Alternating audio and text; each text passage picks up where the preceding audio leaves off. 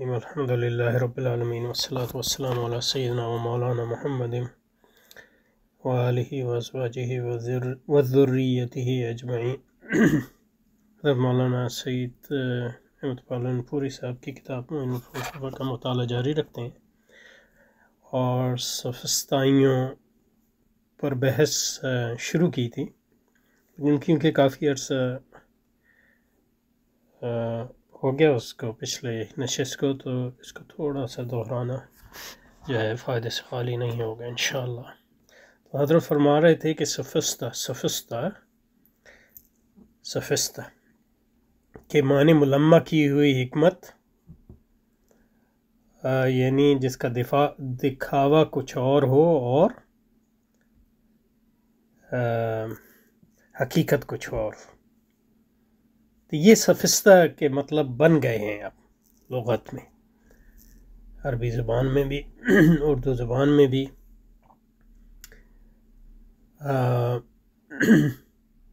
اور انگریزی زبان میں بھی، کیونکہ سفستہ انگریزی میں جو سوفسٹری ہے وہ اسی معنی میں استعمال ہوتا ہے۔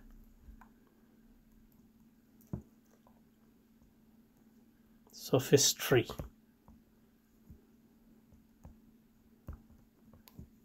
اس طرح اس کو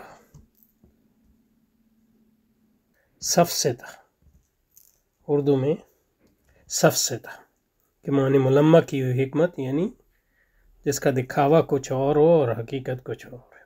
تو اردو لغت میں جو ہے اس کے معنی دیے ہیں، اور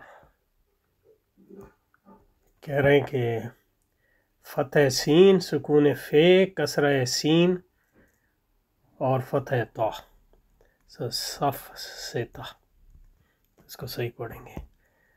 اور لکھا ہے کہ عربی سے آیا ہے، اور اس کے معنی لکھے ہیں کہ باطل استدلال،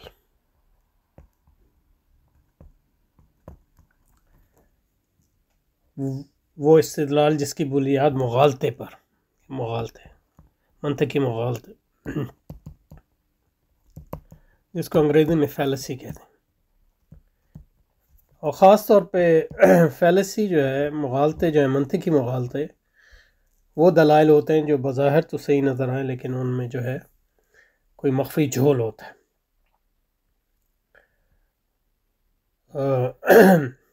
اس کی کچھ مثالیں بھی انہوں نے دی ہیں۔ احوال الانبیاء سے لکھا ہے، جو 1845 کی کتاب ہے، فنون فلسفہ سفسطہ سے نہایت وحشت ہے۔ اور مکتوبات سر سید میں سے نقل کیا، جس چیز کا کبھی وقوع ثابت نہ ہوا تو اس پر امکان کا اطلاق غلط اور محض ایک سفسطہ ہے۔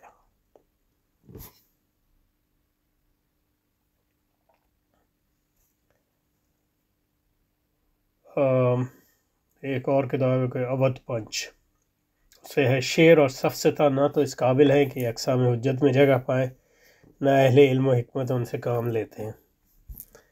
بہرحال ایک اور ہے، اور آخری جو حوالہ انہوں نے دی ہے، ایک کتاب ہے عام فکری مغالطے، 1975 کی، تو یہ نئی کتاب ہے، یعنی نسبتاً نئی۔ اس میں ہے، جس دلیل یا عقیدے یا سفسطے سے راستی فکر کی جراحت ہو، اصطلاح میں اسے فکری مغالطہ یعنی فیلسی کہتے ہیں۔ بہرحال یہ اردو میں اس کے معنی ہیں باطل استدلال۔ تو حضرت کے جو معنی ہیں وہ اس معنی سے بالکل ملتے جلتے ہیں، یعنی سفسطہ کے معنی ملمہ کی ہوئی حکمت، یعنی جس کا دکھاوا کچھ اور حقیقت کچھ اور۔ ٹھیک ہے، اب دیکھیں انگریزی میں اس کے کیا مطلب ہے۔ بالکل یہی مطلب ہے انگریزی میں بھی۔ تو انگریزی میں جو سوفسٹری ہے، اللہ بھلا کرے آپ کا، اس کے بھی یہی معنی ہے، سوفسٹری، سوفسٹ، یہ ہے اس کی اسپیلنگ، وہ نہیں ہے۔ سوفسٹری کا مطلب ہے، اللہ بھلا کرے، یہ میرا خیال ہے آکسفورڈ ڈکشنری ہے، the use of clever but false argument especially with the intention of deceiving۔ Urdu والا کیا تھا، غلط باطل استدلال۔ یہ بھی بالکل تقریباً ایک ہی ہے، لیکن یہ کہ زیادہ مؤثر یہ تعریف ہے اس کو میں لکھ دیتا ہوں، پھر اس کو پڑھتے ہیں انشاءاللہ۔ یہ ابھی اس کے لغوی معنی ہی ہیں، لیکن یہ منطق میں ملتے جلتے معنی ہیں، لیکن ساری چیزیں the use of clever but false argument, یعنی کلیور زیرک لیکن یہ کہ باطل دلیل، استدلال، آرگومنٹ جو ہے استدلال، خاص طور پہ اسپیشلی ود دا انٹینشن، یہاں اس کی نیت کا بھی اس کا ذکر، یعنی اس میں یہ بھی ہے کہ دھوکہ دہی کی نیت بھی ہو، تو یہ اس کے لغوی معنی میں ایک ڈسیونگ، دھوکہ دہی کی نیت بھی ہے۔ سو ایسے زیرک مگر باطل استدلال جس کے پیچھے یہ بھی نیت ہو کہ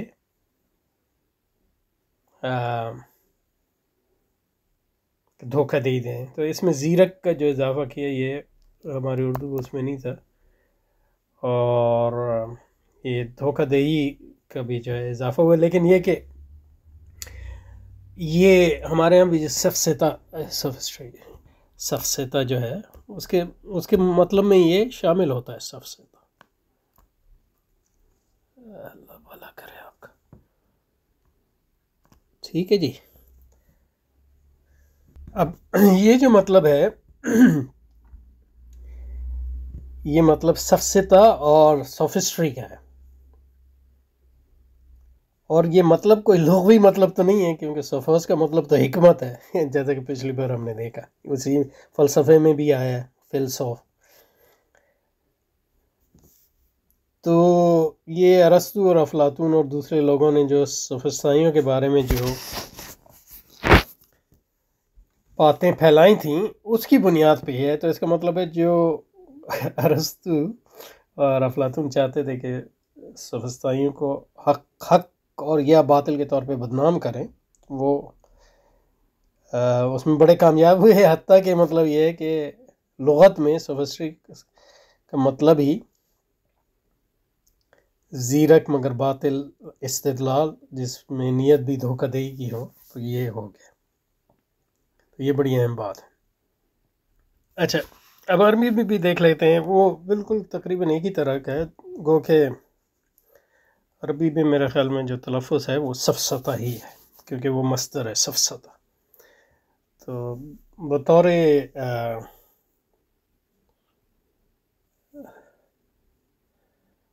فعل کے بھی استعمال ہوتا ہے یہ سفسطہ، یسفسط، سفسطتان فهو مسفسط، معنی ہو غالط فی جدالہ، سفسط الشخص غالط فی جدالہ واتى بحکمت مضللہ جادل بالخطأ والتضلیل۔ تو مطلب یہ ہے کہ یہ وہی معنی ہے سفسط الشخص،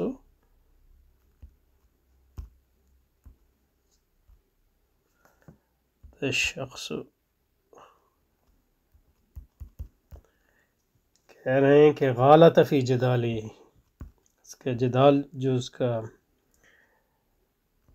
دلیل ہے، استدلال ہے، وہ غالطے پر مبنی، وَأَتَى بِحِکْمَةٍ، ظاہر ہے وہ حکمت تو نہیں ہو سکتی، وہ دعویٰ ہے اس کا حکمت، مدللہ، گمراہ کن، دانائی، اور کہہ رہے ہیں جادل بالخطأ والتضلیل، تو اس میں جو انگریزی والی کے قریب قریبی ہے بالخطأ، تو اس میں غلطی بھی ہے، اور التضلیل یعنی لوگوں کو دھوکہ دہی کی جو ہے وہ اس میں انٹینشن بھی ہے۔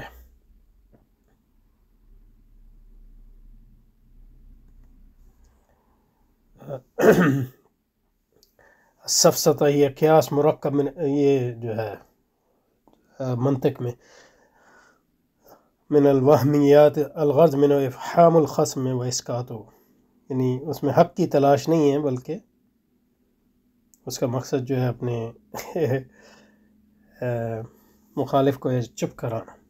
بہرحال یہ کافی ہے، اس پہ وقت اس لیے صرف کیا کہ یہ سیکھیں کہ اس طرح پڑھنا چاہیے، یعنی مطلب یہ کہ جب ہم بار بار کہتا ہوں فلاسفائزنگ وغیرہ اور فلسفہ میں فرق کیا ہے.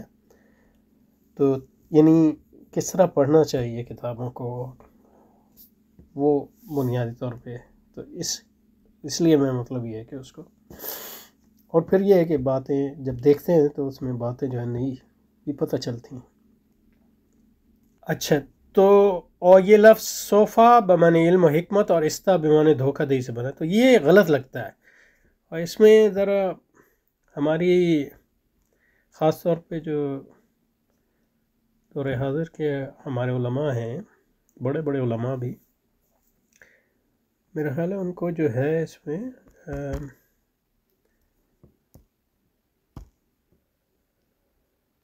میں دقت سے کام لینا چاہیے. اب اس کا یعنی صوفوس تو ٹھیک ہے، صوفوس کا مطلب ہے حکمت. صوفوس کا مطلب ہے حکیم، اور صوفیہ کا مطلب ہے حکمت. مطلب یہ کہ آپ شیخ الحدیث ہیں دارالعلوم دیوبند کے، تو آپ اس کو یہ نہیں، اس میں مطلب کوئی اس کے وہ مقصود نہیں ہے، لیکن آپ کو کہتا ہوں علماء یعنی جو لوگ ہیں کہ اس میں دقت سے کام لینا چاہیے. اور استہ کے معنی دھوکہ بازی، سوفسٹ، وہ تو مطلب اس سے جو ہے وہ صفت بنی ہے، یہ اسم بنا ہے، سوفسٹ.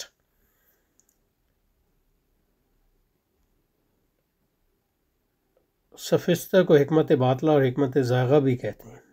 اب کیوں کہتے ہیں؟ حالانکہ اس کا مطلب تو حکمت ہے. علاوہ سفستہ کے دو اور بھی معنی ہیں، تو اس پہ رکتے ہیں تھوڑا. تو یہاں جیسے یہ کہہ رہا ہے کہ the term sophistes derives from Greek. سو اسٹ جو ہے اس میں وہی ہے جو انگریزی میں اسٹ جو استعمال ہوتا ہے، وہ کسی بھی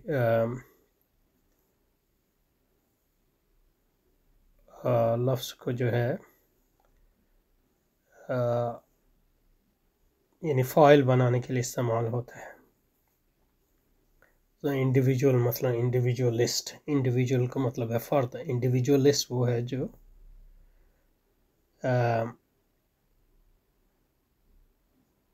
فردیت یعنی کو مانتا ہو. تو سوفوس کا مطلب ہے، تو اسٹ کا مطلب مغالطہ نہیں ہے. اسٹ جو ہے ایک لاحق کا ہے جو انگریزی زبان میں بھی، اور لگتا یہ ہے کہ قدیم یونانی زبان میں بھی اسما بنانے کے لیے، مجرد اسما بنانے کے لیے، اور صفت مشبہ بنانے کے لیے اور فعل بنانے کے لیے بھی استعمال ہوتا ہے. تو the term sophist، اور یا sophist تو انگریزی ہے، sophistes یہ یونانی ہے. derived from the Greek word for wisdom، صوفیہ کا مطلب ہے حکمت یا wisdom، جس کو انگریزی میں and wise. sophos کا مطلب ہے حکیم.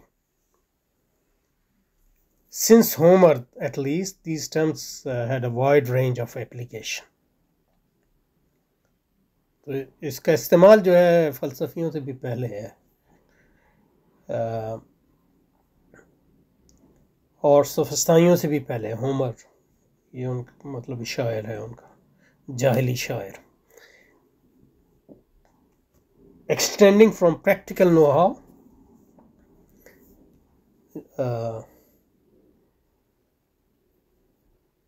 عملی جان بوجھ، prudence دانائی، prudence in public affairs. تو یہ اس کے لیے استعمال ہوتا تھا، یعنی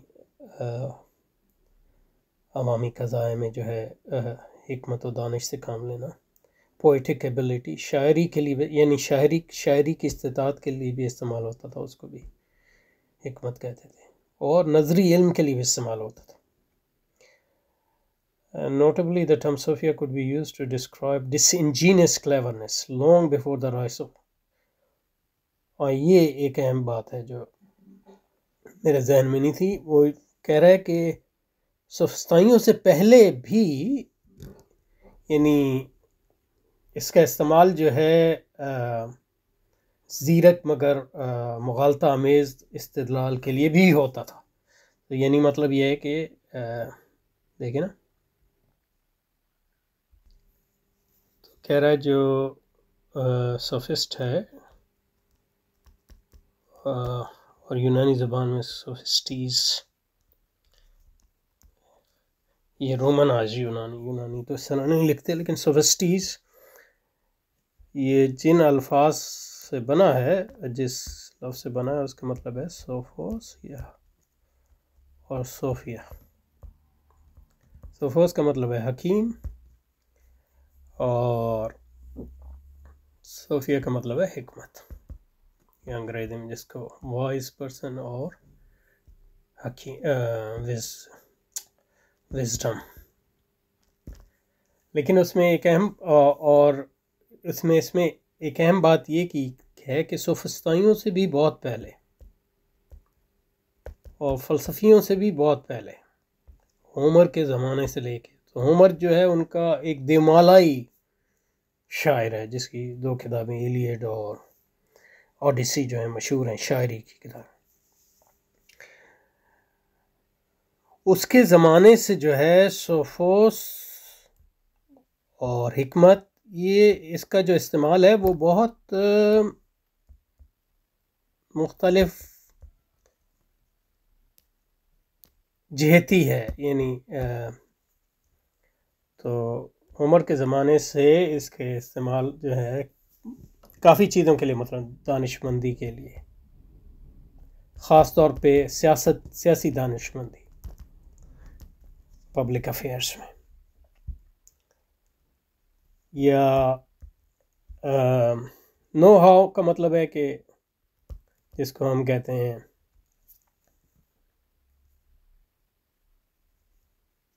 نو ہاؤ کو اردو میں کیا کہیں، یعنی اسکل، یعنی مہارت، عملی مہارت، جیسے مطلب یہ ہے کہ عملی مہارت، نو ہاؤ۔ اور شاعری کی صلاحیت کے لیے بھی استعمال ہوتا تھا، کیونکہ شاعروں کا بہت مقام تھا، جیسے کہ عربوں کے ہاں بھی، ان کے ہاں بھی شاعر، یعنی شاعر جو ہے ان کا عالم ہوتا تھا، وہی شاعر، اسی لیے عمر کا اتنا مرتبہ ہے ان کے ہاں، وہ بھی شاعر تھا۔ لیکن شاعر مطلب یہ نہیں ہے کہ ہماری طرح کا شاعر، بلکہ شاعر اس زمانے میں جو ہے وہ فلسفہ بھی شاعری کے ذریعے، اور حکمت بھی، اور دین بھی، ہر چیز اس میں موجود ہے۔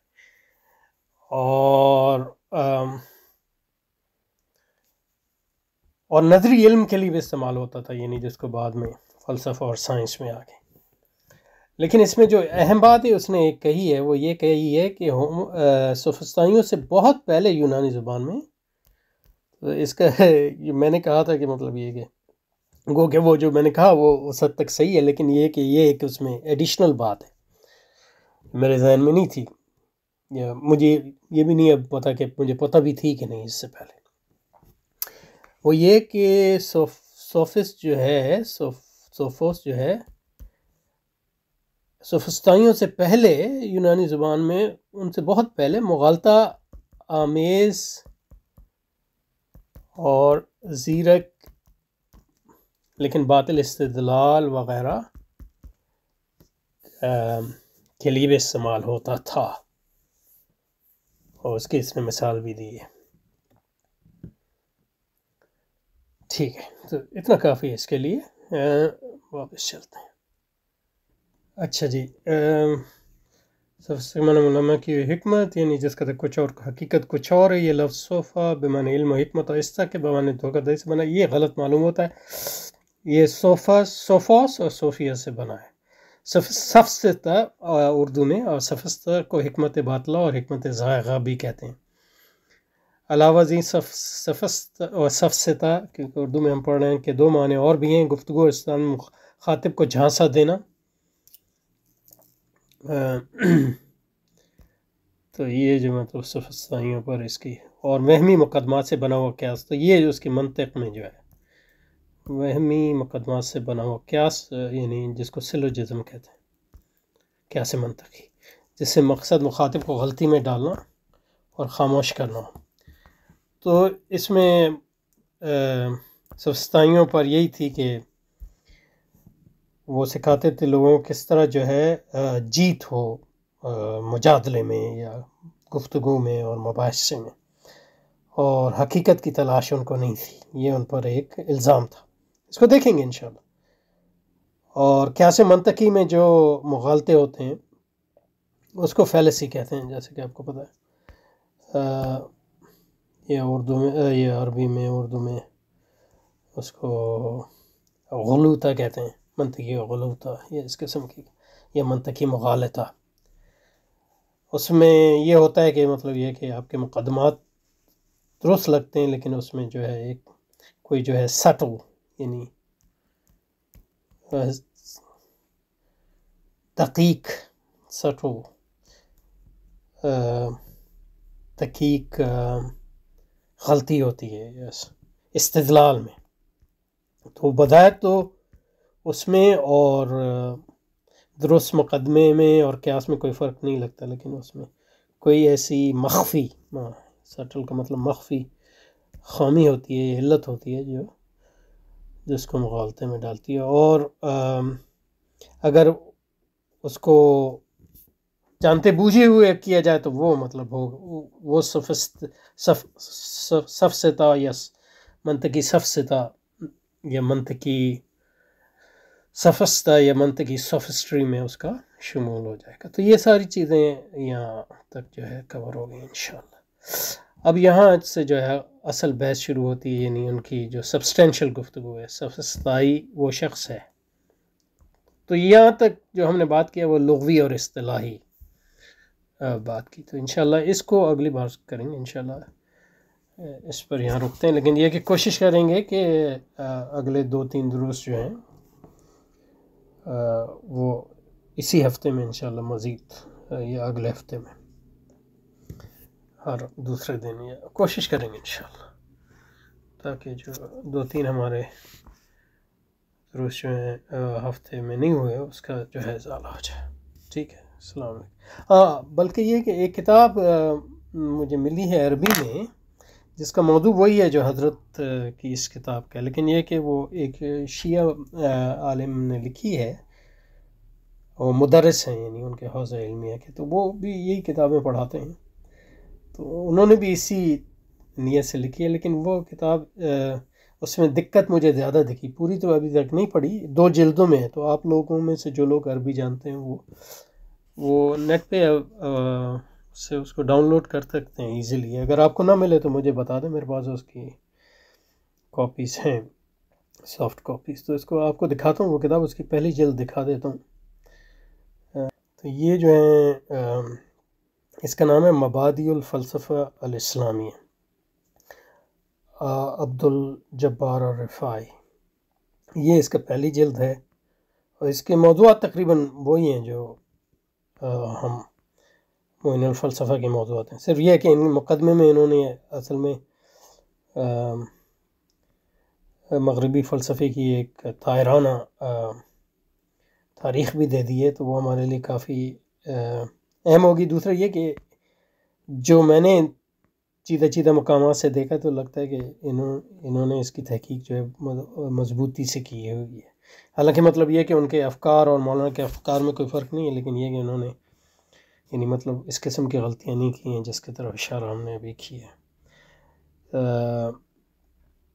یہ پڑھاتے ہیں، یہ بھی دیکھیں بدایت الحکمہ، یہ پڑھاتے ہیں، اور مدخل الی فلسفہ، تو یہاں سے دیکھیں معنی الفلسفہ، جیسے مولانا نے کیا، الفلسفہ لفظ استعارۃ العربیہ، میں تو فلسفہ انہوں نے کہا کہ یونانی زبان کا لفظ، بلکہ کہا کہ یہ مستعار ہے یونانی سے، اللغۃ اصلہ فی یونان کلمۃ تعلق من مقطعین فیلوس، یہ بھی مولانا نے بھی یہی لکھا حضرت نے۔ پھر یہ لکھتا ہے کہ وہ یبدو ان کلمہ صوفیہ لیست یونانیۃ الاصل، اب اس کا مجھے نہیں پتہ ہے، اس کی تحقیق اگر کسی سے آپ نے کرنی ہو تو کر لیں۔ وبذلك تدل كلمة الفلسفة من ناحية الاشتقاق على محبة الحكمة أو إيثارها، وقد نقلها العرب إلى لغتهم بهذا المعنى في أسر الترجمة، وكان فيثاغورس اول حکیم سے، یا انہوں نے مطلب جو لکھا ہے وہ تحقیق سے زیادہ قریب ہے، حضرت نے لکھا کہ سقراط پہلا ہوا ہے، اور وغیرہ وغیرہ. پھر یہاں فلسفہ اور سفسطہ کا فرق بھی کیا. وہ وہی باتیں لکھی ہیں جو حضرت نے لکھی ہیں، کیونکہ اسلامی فلسفے میں سفسطہ لیکن یہ کہ یہ اس میں پھر جو ہے اقسام فلسفہ بھی وہی لکھی ہیں جیسے حضرت نے لکھا ہے وغیرہ وغیرہ. پھر یونانی فلسفہ یہ ان کا مقدمہ ہے، لیکن یہ کہ اس میں مسائل فلسفہ کے بارے میں اور فلسفہ کیسے شروع ہوگا. لیکن اس میں ایک یہ ہے کہ تاریخ صحیح فلسفہ، تو یہ جو جدید فلسفہ ہے اس کے بارے میں یونانی فلسفہ، جدید فلسفے کی بھی ایک تارانہ جو ہے اس پہ مسائل الفلسفہ العروبیہ. تو قبل سقراط، پھر عیسائی دور، پھر افلاطون کا پہلے، پھر ہیلینسٹی دور کا بھی ذکر کیا ہے، اس کے بعد عیسائی دور کا، پھر جدید فلسفے کے بارے میں بھی تھوڑا بہت ذکر کیا ہے کہ العصر الوسیط یعنی مڈل ایجز جس کو عیسائی فلسفہ جب غالب تھا. اور اس کے بعد جو ہے